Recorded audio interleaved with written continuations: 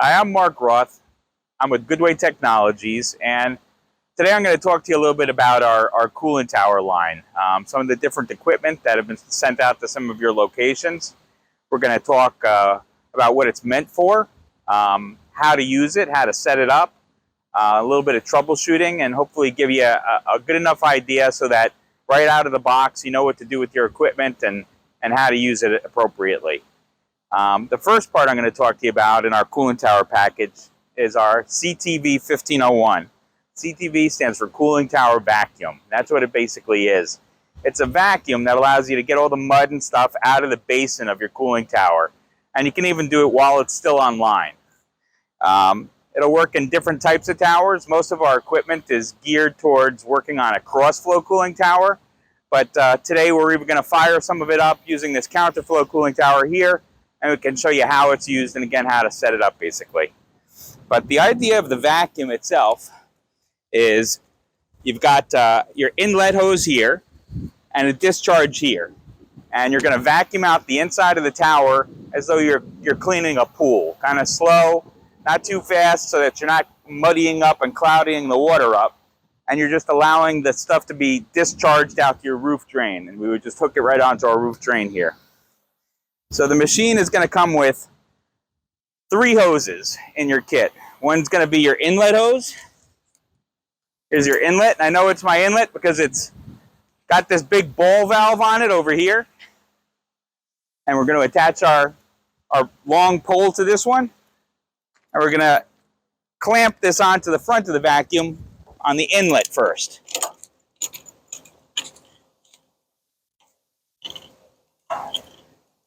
There we go. We've got a good connection. And we've got our discharge hose, where we could just use just the discharge hose, or in some cases you need extra hose. And most people get an extra accessory kit that comes with an extension hose that you would hook onto the end of the vacuum. So this extension hose right here is really all we need in order to reach the roof drain. We put it as close as we can to the drain. It actually comes with a little hook too. I don't see it on here right now, but you just hook it right on there so that everything you're discharging is going to go right to your drain. And you're not trying to drain the tower per se. More what you're doing is opening up this valve just enough so that you're pulling water that's going to move the sludge and the mud and stuff that's in your cooling tower out into the drain. You don't want to open it up all the way because it's a really powerful pump and it's going to pretty much glue the tool right to the floor. I'll show you what I'm talking about.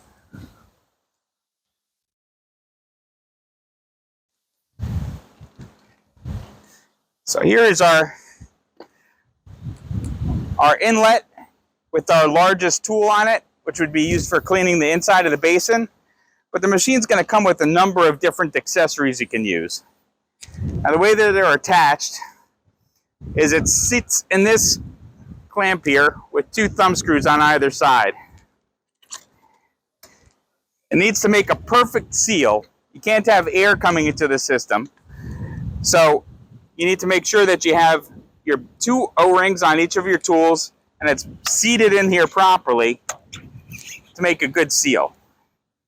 Then you need to also make sure that the thumb screws are tightened evenly. You can't have one over-tightened and the other under-tightened and put your tool at an angle because it's going to possibly allow air to get into it. And again, we want to make sure that everything is airtight here. We got our tool together. Here are some of the other tools. This is good for cleaning a wide area of the basin, but not all towers are set up the same. So sometimes what you're going to do is use different tools to get around the different nooks and crannies of your cooling tower. This is a popular one that's used in the outside of the basin, cleaning on this side of the fill. And you would put this on the end of your tool. This one we refer to as the beaver tail. So you can see it's a flat paddle with the suction at the bottom. And I'd put this on here and be able to reach under the fill or into those tight corners where you might not have a lot of clearance. And it just is a good way of keeping your tool underwater, which you always need to do again because you have to keep it primed, and reaching into those tight spots. Here's another brush that will come with it. Again, this one's probably most often used in the outside on this side of the fill of the cooling tower to clean the basin. And here's a hand tool that you can connect right to the end of the pole as well. So on this one, rather than using a brush or your beaver tail, you'd put this hose right here.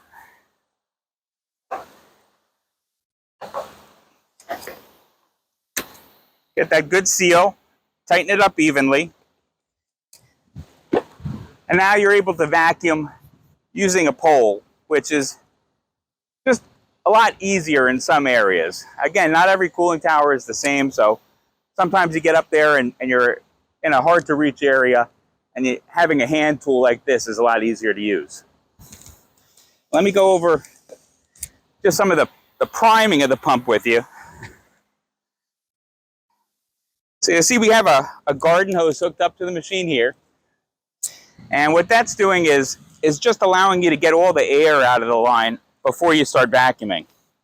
So we have our machine set up. We're going to make sure that we have our discharge valve closed. Then we're going to turn our water on. And what that's doing is it's filling the pump with water. And because we have the discharge hose closed, there's only one way for the water to go, and that's out the intake side, out this side of the vacuum. Let me take this off for a second here.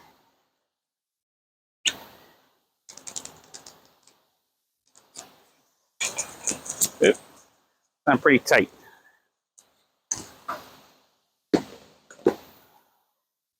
So generally what we do is we want to make sure this ball valve is open, and as water starts coming through, you're going to see air bubbles in the line.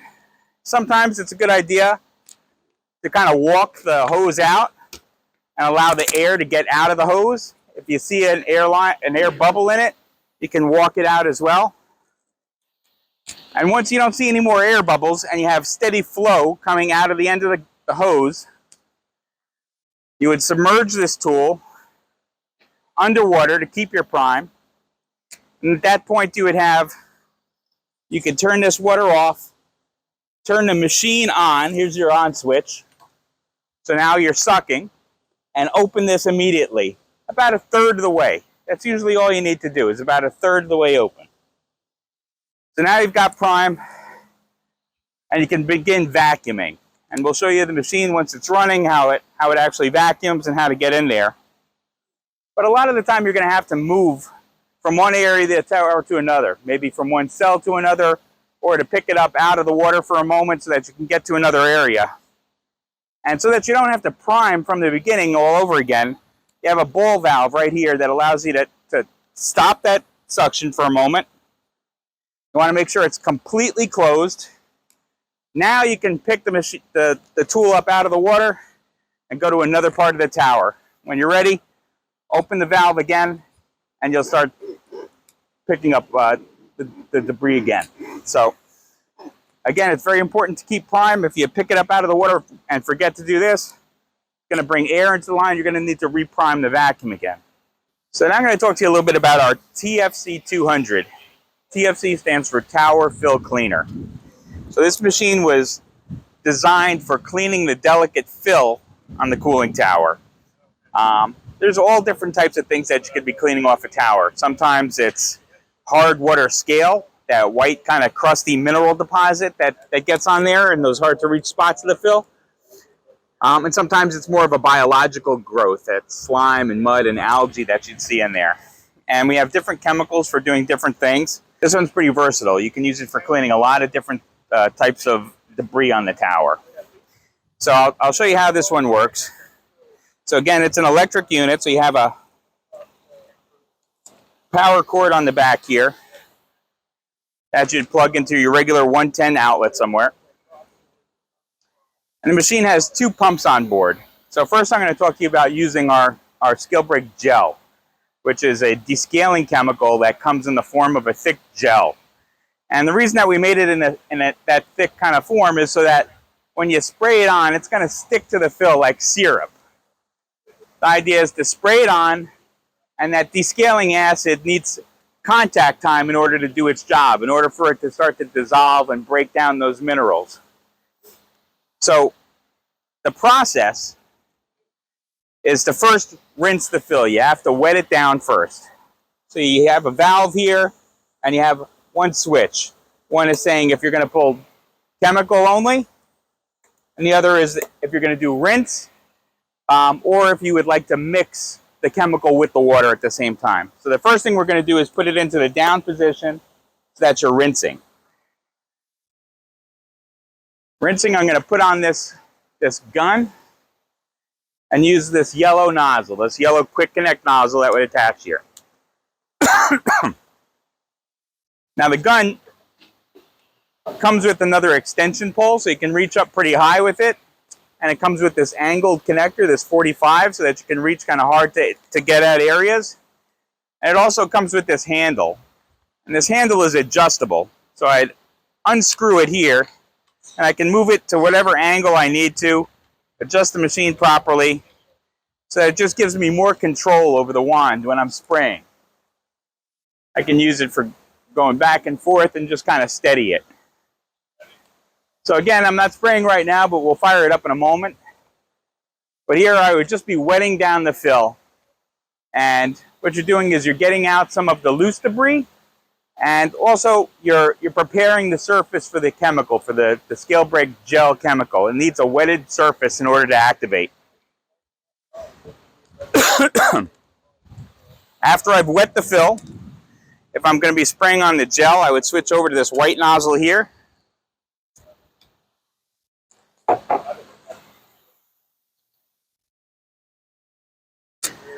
And let me show you where you put your chemical in this.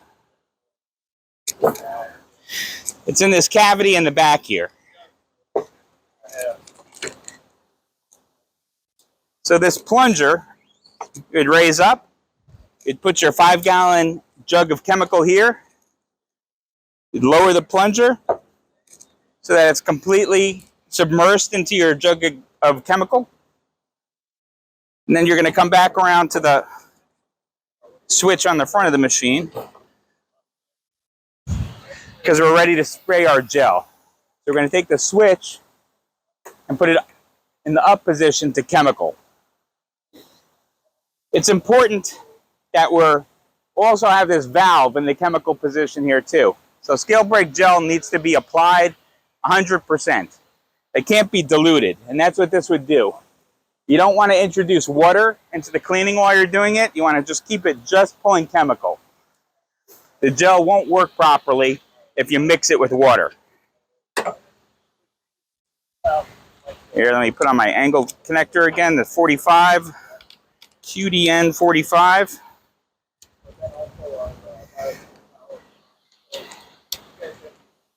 And what I would do from this point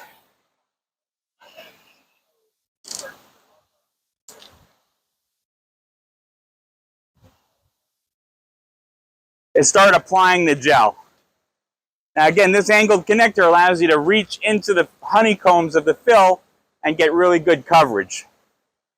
So you would spray this whole area, and what you're going to see is the purple gel is going to start to lightly foam and react immediately with the calcium that's on the fill.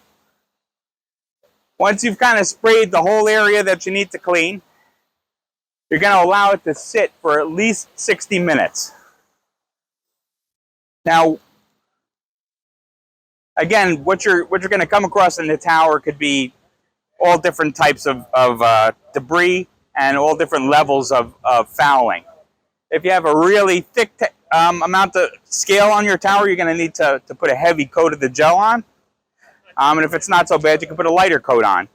But just a rough rule of thumb, 1 5-gallon pail of the gel that you're using in here will probably cover about 100 square feet of surface.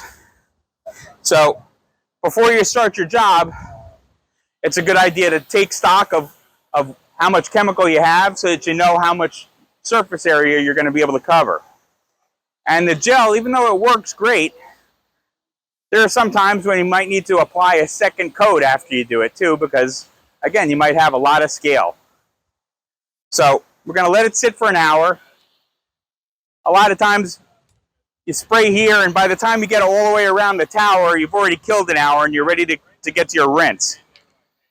When you're rinsing, again, it's just a matter of hitting the proper switches on this and using the appropriate tools.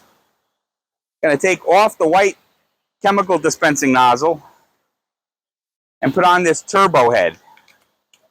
And a turbo head is kind of like what you'd see with a pressure washer, on some pressure washers. The idea is that there's a floating ceramic head in here that's going to spin once you apply pressure through it at about 3,000 RPM. So it gives you the power of kind of a pinpoint nozzle, but a much wider breadth of area that you're covering when you're spraying it. And with this, it's going to allow you to aggressively rinse the fill, but the pump that's applying this water now is low pressure but high flow. So you're not going to damage the plastic on your fill, but you're going to be able to aggressively rinse it.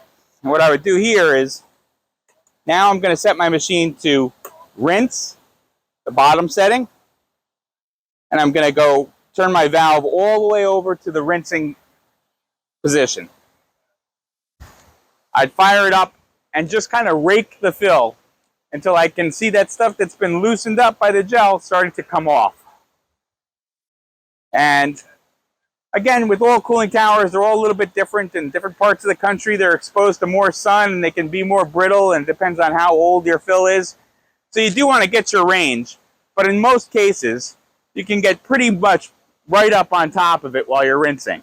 So don't be afraid to be aggressive. Just catch your range as you're getting closer to the tower. You'll know how close you can get. It's not a pressure washer. It's a heavy-duty pump, but again, what I said is it's low pressure and high flow. So the pump in this machine is only putting out 300 PSI, but it's at 3 gallons of water per minute.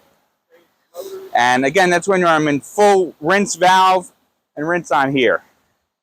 And that's how you're using the gel. Now, like I said, there are other chemicals that you can use too. So sometimes it's not going to be the gel that you apply. I'll just switch this up. The jug of chemical that I might put in here is our Tower Shine, which is more of a general detergent that's good for cleaning and degreasing and getting that biological growth out of there. And with the Tower Shine, it has a heavy foaming agent in it. You can mix it with the water. So when I'm applying Tower Shine, I'm going to have this button and in the rinse mix mode. And now I can set this to exactly how much I want, how much water I want mixing with the chemical. Here it'd be 20 to 1. There's a, if you can see on the front of the machine, it kind of tells you where 10 to 1 is and 20 to 1 is. I'd set it somewhere around there. And now it's going to siphon out of the container at the same time that it's mixing with the water. And I'm going to apply a heavy coat of the Tower Shine and let it sit. You don't need to let it sit for an hour like you do with the gel. It's going to start foaming and penetrating pretty quickly. After you've applied enough, again, you're just going to switch the head. Again, you could put it back to the turbo head if you like for an aggressive rinse. And now we're going to go back to just rinsing, so we're not siphoning anything out of the Tower Shine container. And we're just spraying off all of the Tower Shine that we just applied. A third chemical that you can use that's often used after the cleaning is called our BioSpray Tower, which is an EPA-approved chemical for cleaning bacteria and even Legionella in the cooling tower. And that's more of a treatment. So you would apply it the way that you're applying the gel almost. You'd put the container in your cavity there. You're going to put it on chemical on your valve and in the up position here so that's just pulling 100% chemical, and you're going to spray it on and it just stays there. It's a treatment afterwards. It doesn't get rinsed off. And again, what that does is after you've already cleaned everything, it's going to allow you to kill any of that bacteria that's in there, and it even has a kill claim for Legionella, so which is pretty common in most cooling towers. So those are the 3 different types of chemicals that you would use with this. I've had people ask me if they can use different chemicals. The The machine is pretty robust, and so are the pumps, and they can usually take most anything. But what I'd say is if there's any other chemical other than a Goodway branded chemical made for this machine that you want to use, to call in and check, and would probably want to take a quick look at the MSDS for it first and just make sure that it's compatible with the machine. And that's our TFC-200. We talked about our TFC-200, which is this big beast of a machine here, which is great for an end user customer where it's going to stay in one location and kind of be used there. But we decided we needed to make something that was a little bit more portable, a little bit more transportation friendly. So we took the two main components out of this machine, the two pumps, one pump which is a chemical friendly pump that allows you to apply our scale break gel, and the other pump which is your heavy duty rinsing pump, which is that low pressure but really high flow pump. And we put them in two separate machines. That's these over here. So you've got your TFC Junior. This is the chemical side of it, for applying the chemicals, not for doing your rinse. And you've got your CC-400, which this is going to act as your rinsing pump, and it's a really versatile machine too. It's great for not only rinsing cooling tower fill, but because it's that low pressure and really high flow, it's a great machine for cleaning coils as well, without damaging the delicate fins on it. Same idea as cleaning the delicate plastic fill. You don't want to bend fins when you're cleaning an air handler. So this machine will allow you to get right up on top of coils without damaging them, and apply a chemical as well if you need to. So let me show you the TFC Junior first. So the idea of this machine is we wanted, again, something that can apply a really thick gel, which is our the hell's a Jesus Christ, yeah. So back to our TFC Junior. So this again is our machine for applying the gel, for applying our scale break gel. And I'll show you what's on top here. The regular 110 volt electric machine. So here's the machine. So here's your arrow. It's telling you here's your water inlet, and here's your chemical inlet. And over here is your hose for your rinsing, for applying your chemicals. So what I'm going to do is just screw on a regular garden hose right here. Now on this side, I'll show you.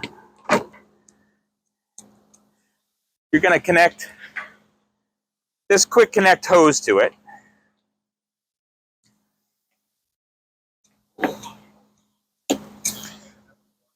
And then this side of the hose is going to go into your chemical, your jug of chemical.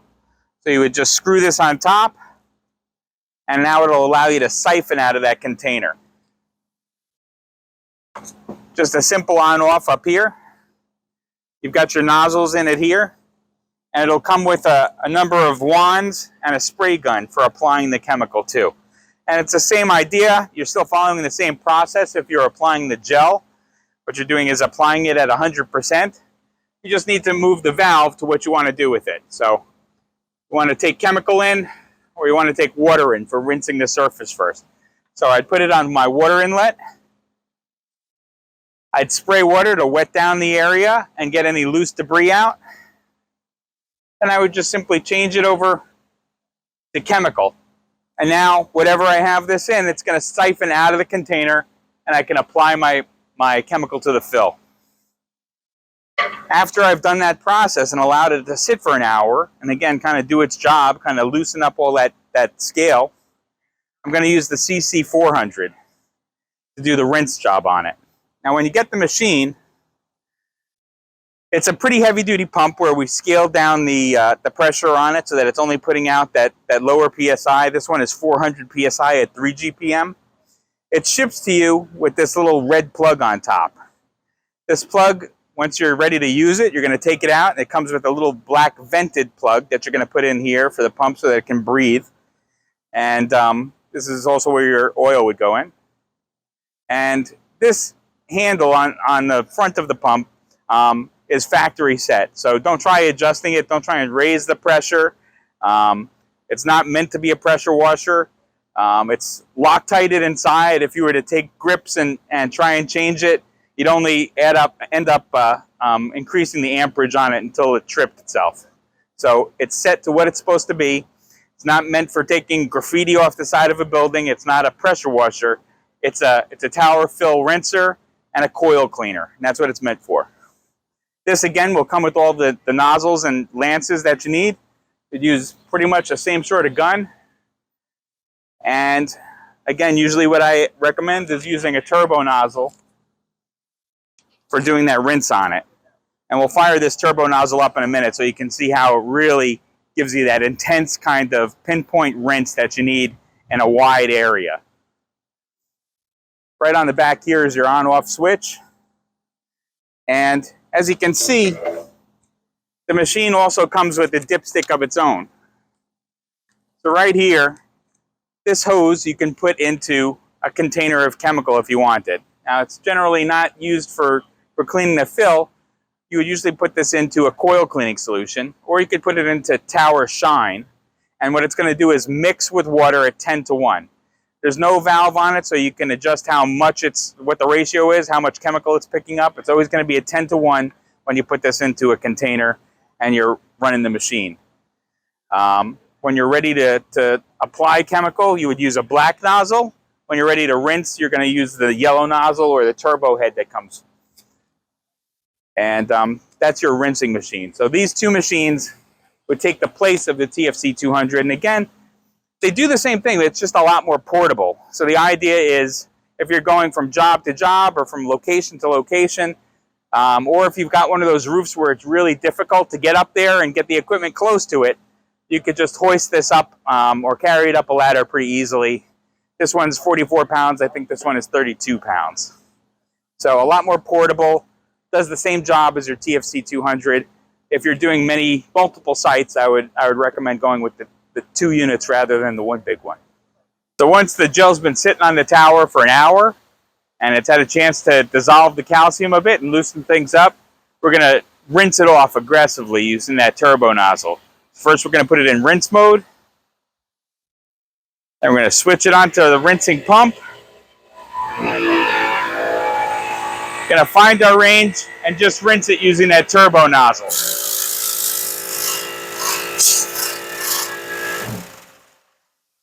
Nope.